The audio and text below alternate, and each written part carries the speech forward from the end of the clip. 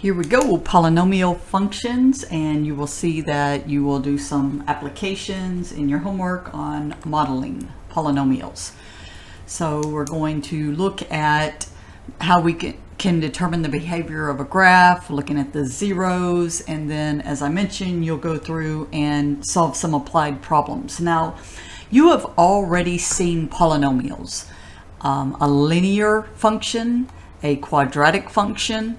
Those were all polynomials. So you can see this format here, even though it looks kind of weird. These a sub n minus 1 are just coefficients, like numbers, like 3x then squared. Notice the n here, okay, that's kind of the big thing with the with the polynomials, is that these are actual integers, right? And so we, like I mentioned, we've already looked at quadratic functions as polynomials. Here is just an example where we've even looked at the zeros at the x-intercepts. We found how to find the minimum by finding the vertex, and even can look at the domain will be all real numbers, but then the range is dependent on where that vertex was. We can look at cubic. Notice the difference with cubic, that you have a cube right here. And so we can look at finding the zeros for these as well, and which is done by factoring these, finding the factors, and you can see here now with the zeros. And notice that the cubic functions go down and up forever, so we'll have a domain of range of all real numbers. And so here's just some other examples of polynomial functions. As I mentioned, we've already seen these in their graphs. We just didn't actually give that definition of them being polynomials. These are not polynomials. You might recognize the absolute value, the square root. Notice our power is a fraction here, and we've looked at these were the rational functions.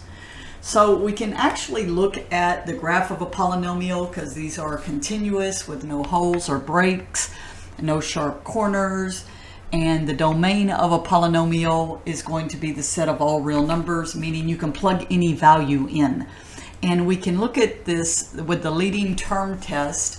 So whatever the leading term, this leading coefficient here is, will actually tell us, even with our power, what the graph is going to actually look like. So you can see here, looking at my leading term on the first one, 3, and then my power is even. The sign of my leading term is positive, so this is going to be graph D.